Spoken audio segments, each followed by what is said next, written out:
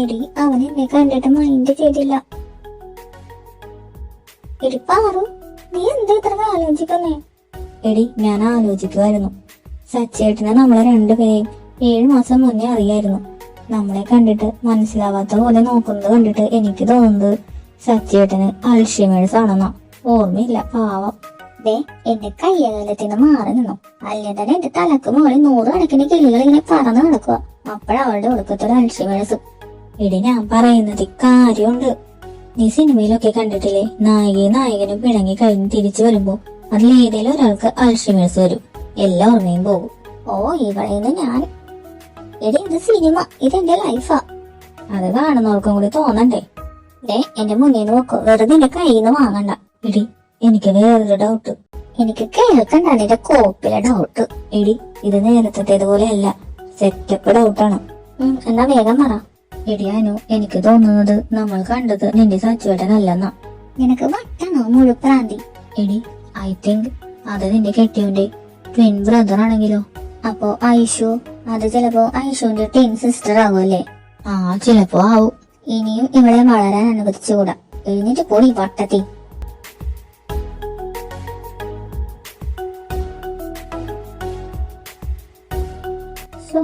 എങ്ങനെയൊക്കെ റീസൺ ഉണ്ടാക്കിയിട്ടും അങ്ങനെ മെനയാകുന്നില്ലല്ലോ സജിയെ. ആറ് പറഞ്ഞതുപോലെ ഇനി അത് സച്ചുവിന്റെ ട്വിൻ ബ്രദർ ആവോ? ഞാനറിയാതെ ഇനി അങ്ങനെ വല്ലതും. അങ്ങനെയാണെ ഐഷുവോ? വട്ട് പിടിക്കുന്നു.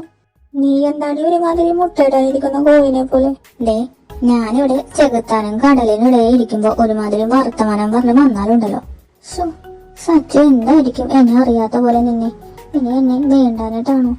ഇനി പാറ പറഞ്ഞതുപോലെ ഓർമ്മ വല്ലതും? ഞാനിങ്ങ് പോന്നപ്പോ ഇനി വല്ല ആക്സിഡന്റും? കോപ്പേ, എന്താടി? എടി, ഞാനിങ്ങനെ ഈ ഒരവസ്ഥയിൽ ഇരിക്കുമ്പോ നിനക്ക് എങ്ങനെ ഇങ്ങനെ വെട്ടി വീഴാൻ തോന്നുന്നു?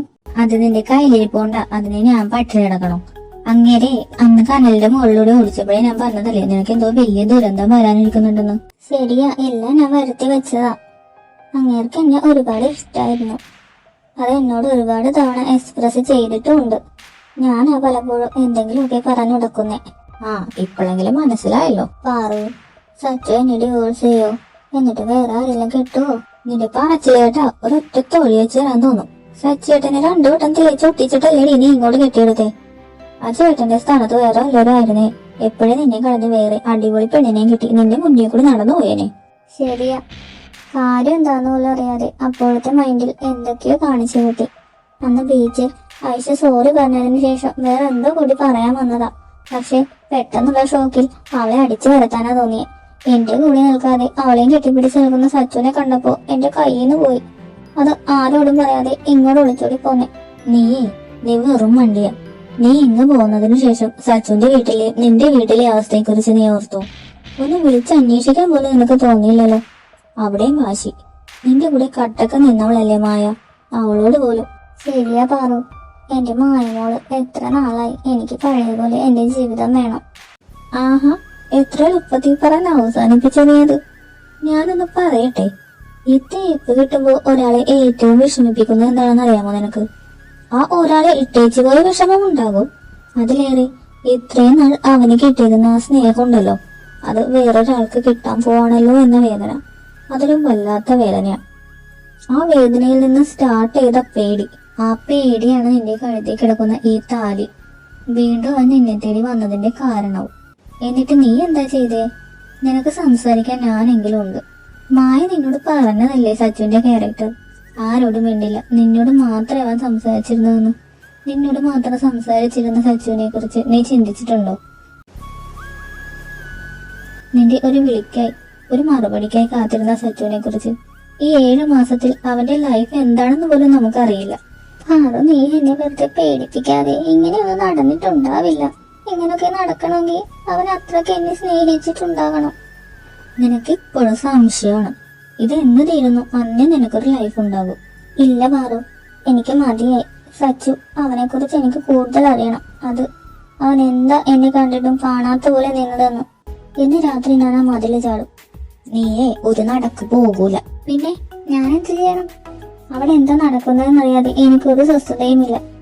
ഐഷു, അവൾക്ക് ഇനി ഇതിനൊരു അവസാനം ഉണ്ടാക്കാൻ പറ്റുള്ളൂ. ആ മതില് ചാടേ പൊളിക്കേ എന്തേലും ചെയ്യും.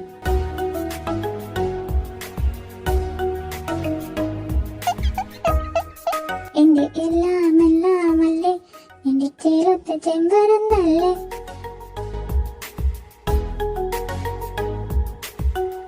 കാണുന്നില്ലല്ലോ, ഇങ്ങനെ എവിടെ നടക്കുവാ? കിടന്നെന്ന് തോന്നുന്നു. ഒന്ന് കാണാൻ പോലും പറ്റിയില്ല. ഞാൻ ഇത്ര അടുത്തുണ്ടായിട്ടു ഒന്ന് അന്വേഷിച്ച് പോലും വന്നില്ല. ദുഷ്ടൻ.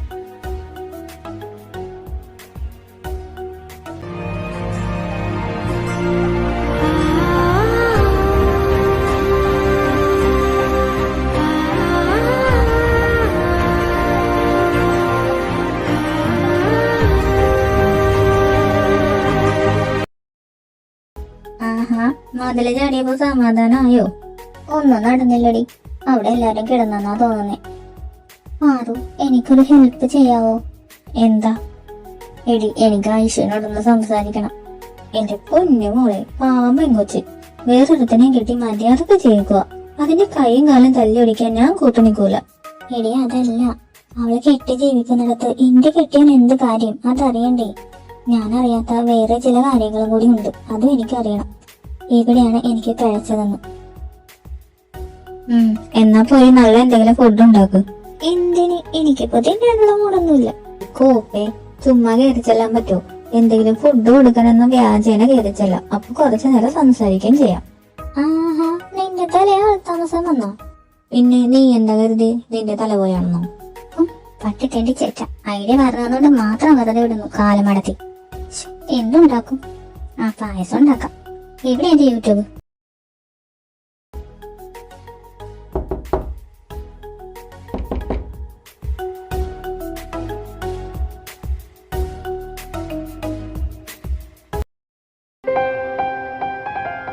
അയ്യോ, ഐഷു. ഹായ് ഐഷു. ആ, ഇതാര്? അനികയോ? എന്താ ഇവിടെ? ഞങ്ങളാ ആ വീട്ടിൽ താമസിക്കുന്നേ. ഓഹോ, അന്ന് ആ ബീച്ചിൽ നിന്ന് പോയിട്ട് ഇന്നാ തന്നെ കാണുന്നേ. എന്തൊരു പോക്കാടോ പോയി. അതൊക്കെ സംഭവിച്ചു പോയി. എന്തായാലും നിങ്ങൾ ഇരിക്കെ, ഞാൻ കുടിക്കാൻ എന്തെങ്കിലും എടുക്കാം. അതൊന്നും വേണ്ട, ഞങ്ങൾ ഇത് തരാൻ വന്നതാ. എന്താ ഇത്? പായസം. ഞാൻ എന്റെ കൈ കൊണ്ട് പ്രത്യേകം ഉണ്ടാക്കിയതാ. പട്ടി, കഷ്ടപ്പെട്ടുണ്ടാക്കിയത് ഞാനാ. എന്നിട്ട് ക്രെഡിറ്റ് മുഴുവൻ അവൾ തട്ടിയെടുത്തു. ആ പുല്ല് എന്തേലും ആകട്ടെ. സച്ചുനെ കാണുന്നില്ലല്ലോ. ഇനി ഇല്ല ഇവിടെ. അല്ല, ഐശ്വര്യ മാത്രമേ ഇവിടെ ഉള്ളൂ? വേറെ ആരുമില്ല ഇവിടെ? സായിയേട്ടനുണ്ട്, കുളിക്കുക. പിന്നെ സച്ചി പുറത്തു പോയിരിക്കുക. ഡി, പറ്റിയ അവസര ചോദിക്കടി. ഐശ്വര്യ, എനിക്ക് വളച്ചു കെട്ടാനൊന്നും വയ്യ. ഞാൻ അറിയാത്ത കാര്യങ്ങൾ എന്തോ ഉണ്ടെന്ന് എനിക്കറിയാം. അതറിയാനാ ഞാൻ വന്നത്. ഞാനും തനിക്ക് വേണ്ടിയാ വെയിറ്റ് ചെയ്തത്. അന്നെല്ലാം പറഞ്ഞ് ഒത്തുതീർപ്പാക്കാന്ന് വെച്ചാ വന്നത്. പക്ഷേ സോറി, എന്റെ എടുത്ത ചാട്ടമാ എല്ലാത്തിനും കാരണം. അനിക, ഞാനും സച്ചിയും തമ്മിൽ ബ്രേക്കപ്പ് ആയതിന്റെ ശരിക്കുള്ള റീസൺ വേറെയാ. എനിക്ക് ഒരുപാട് പ്രൊപ്പോസൽസ് ഒക്കെ വരുന്ന സമയം അതിൽ നല്ല ഒരു പ്രൊപ്പോസൽ കണ്ടപ്പോ ഒരു തേപ്പുകാരിയെ പോലെ ഞാൻ സച്ചിനെ തേച്ചതാ. തേച്ചെന്നോ? അതെ, അതിനുള്ള ശിക്ഷയും എനിക്ക് കിട്ടി. ഞാൻ കെട്ടാനിരുന്നവൻ ഒരു ക്രിമിനൽ ആയിരുന്നു. ജയിലിലൊക്കെ ആയിരുന്നു എന്ന് പിന്നെയാണ് അറിഞ്ഞത്. പിന്നീട് കുറ്റബോധം കൊണ്ട് എന്ത് ചെയ്യണമെന്നറിയാതെ ഞാൻ കഷ്ടപ്പെട്ടു. സച്ചിയുടെ വാല്യൂ അപ്പോഴാണ് എനിക്ക് മനസ്സിലായത്. സച്ചിയുടെ കാല് പിടിച്ചിട്ടാണേലും ആ മനസ്സിൽ കയറി പറ്റണമെന്ന് വിചാരിച്ച് വന്നപ്പോഴാണ് അനികയാണ് എന്റെ സ്ഥാനത്തെന്ന് മനസ്സിലായത്. അതെനിക്ക് സഹിക്കാൻ കഴിഞ്ഞില്ല. എങ്ങനെയും നിങ്ങളെ അകറ്റണമെന്ന് ഞാൻ തീരുമാനിച്ചു. അങ്ങനെയാ അന്ന് ആ കള്ളത്തരങ്ങൾ പറഞ്ഞതും അത് വിശ്വസിച്ച് താൻ സച്ചിയുമായി ബ്രേക്കപ്പ് ആയതും. ചെയ്തതിനെല്ലാം ശിക്ഷ അനുഭവിച്ചുകൊണ്ടിരിക്കുക. ബ്ലഡ് ക്യാൻസർ ആണ്, 3rd സ്റ്റേജ്. 5 മാസം കൂടി ആയുസ് പറഞ്ഞിട്ടുള്ളൂ ഡോക്ടർ. ചെയ്ത തെറ്റെല്ലാം മനസ്സിലാക്കാൻ എല്ലാവർക്കും ഓരോ സമയം വരുമല്ലോ. അത് തന്നെയാ എന്റെ ജീവിതത്തിൽ സംഭവിച്ചത്. ചെയ്ത തെറ്റെല്ലാം ഞാൻ സച്ചിനോട് ഏറ്റു പറഞ്ഞു. ആദ്യം 2 അടിയൊക്കെ കിട്ടി. പിന്നെ ഞാനൊരു ക്യാൻസർ പേഷ്യന്റ് അല്ലേ, സത്യ അത് സഹതാപത്തിലേക്ക് വഴിമാറി. അപ്പൊ അന്ന് ആ റൂമിൽ നിങ്ങൾ അതൊന്നും ഇല്ലടോ. ഞാൻ സംസാരിക്കുന്നതിനിടയിൽ കുറച്ച് ബ്ലഡ് വോമിറ്റ് ചെയ്തു. സച്ചി അത് കണ്ട് ആകെ തളർന്നുപോയി, അത്രേ ഉള്ളൂ. പിന്നെ അന്ന് അമ്പലത്തിൽ പോയ കാര്യം, അതെന്റെ ഈ രോഗം സച്ചിക്ക് മാത്രമേ അറിയൂ. അതിന്റെ നേർച്ചയുടെ ഭാഗമായ അന്ന് അങ്ങോട്ട് പോകാൻ തീരുമാനിച്ച്. അതാ തന്നോട് വരണ്ടെന്ന് പറഞ്ഞത്. അപ്പൊ ഞാനാണെല്ലാം തെറ്റായി ചിന്തിച്ചെടുത്തത്. എന്റെ സച്ചു കീർത്തിയ എന്നെ വിളിച്ച് പറഞ്ഞത് താനും സച്ചിയുമായി പിരിയാറായി നിൽക്കുവാണെന്ന്. ഒരിക്കലും ഞാൻ സ്നേഹിച്ചതല്ലേ, വിട്ടുകളയാൻ തോന്നിയില്ല. മരിക്കാൻ പോകുന്ന അവസാന നാളുകളിലെങ്കിലും കൂടെ കാണണമെന്ന് ആഗ്രഹിച്ചു പോയി. അതാ ഞാൻ അന്ന് അങ്ങനെയൊക്കെ പെരുമാറിയത്. എന്റെ സച്ചു ഹീസ് എ ജെം. ഞാനിപ്പോ ദുഃഖിക്കുക. അവനെ എന്റെ കൈകളിൽ നിന്ന് ഞാനായിട്ട് ഇറക്കി വിട്ടല്ലോ എന്നോർത്തു. എന്റെ ദേവി, ഞാനിനി എന്ത് ചെയ്യും? എന്റെ സച്ചു. അതെ, തന്റെ തന്നെയാ. അതെന്താന്നറിയണത് എനിക്ക്. അതിന് അന്ന് ബീച്ചിൽ നമ്മൾ കണ്ടുമുട്ടിയില്ലേ, ആ ദിവസത്തേക്ക് തിരിച്ചു പോകണം. അന്ന് താൻ എന്നെ ഒരുപാട് തല്ലിയില്ലേ. അതിനുശേഷം എന്റെ അസുഖം കുറച്ച് കൂടിപ്പോയായിരുന്നു. ഐഷു, സോറി, എനിക്കറിയില്ലായിരുന്നു. ഏയ്, അതൊന്നും സാരമില്ലടോ. അന്ന് താൻ അവിടുന്ന് പോയപ്പോ തന്നെ എന്നെ ഹോസ്പിറ്റലിൽ അഡ്മിറ്റ് ആക്കേണ്ടി വന്നു. പിന്നെ 2 മാസത്തിന് ശേഷമാ ഞാൻ അവനെ വീണ്ടും കണ്ടത്.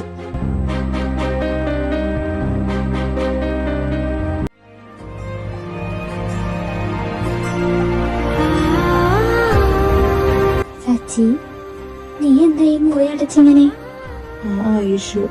ഐഷു നിനക്ക് സുഖമായോ? എനിക്ക് വരാൻ പറ്റിയില്ല. അതെനിക്കറിയാലോ. ഞാൻ ചോദിച്ചത് നീ എന്താ ഇങ്ങനെ പുറത്തോട്ട് പോലും ഇറങ്ങാതെ? ഐഷു, എന്റെ അനൂട്ടി ഞാൻ അടച്ചു പൂട്ടിയേക്കോ എന്റെ മനസ്സ്. അനു പോയത് പിന്നെ പേടിയാ. ആ മനസ്സിലേക്ക് നോക്കുമ്പോഴെല്ലാം അവൾ അവസാനം പറഞ്ഞ വാക്ക മറക്കണം.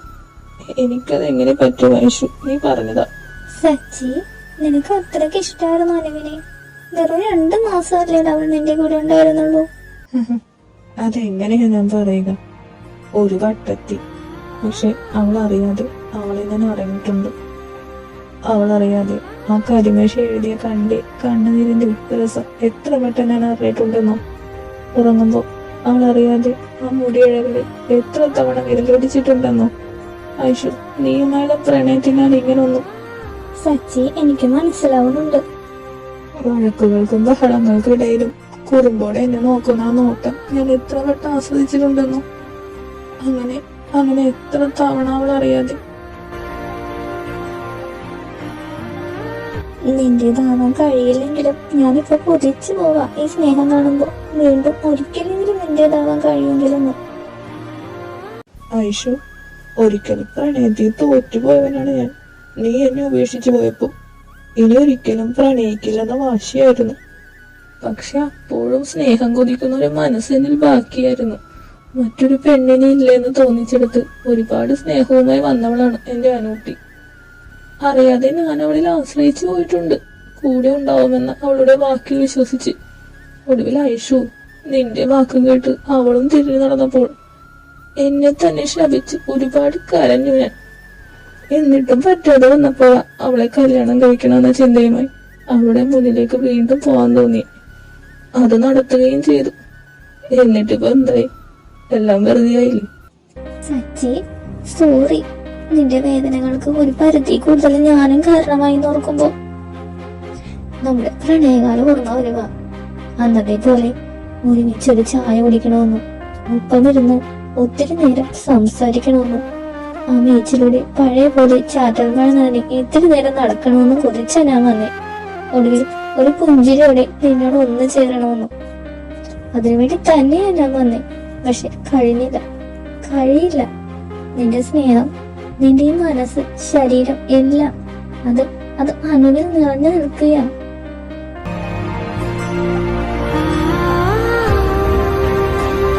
ഷീസ് ലക്കി, നിന്നെ പോലെ ഇങ്ങനെ ഒരു പെണ്ണിനെ സ്നേഹിക്കുന്ന ഒരാളെ കിട്ടിയതിന്. ഐഷു, നിനക്കത് പണ്ടേ മനസ്സിലായതല്ലേ നമ്മൾ തമ്മിൽ ഇനിയൊന്നും ഒരിക്കലും സെറ്റാവില്ലെന്ന്. ഇപ്പൊ കുറച്ച് കൂടുതൽ മനസ്സിലായി. നീ വിഷമിക്കണ്ട, അനു വരും. ഓ വരും. You know one thing, I miss hair badly.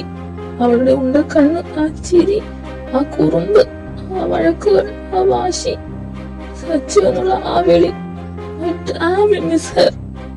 No, I can't. എനിക്ക് പറ്റുന്നില്ല.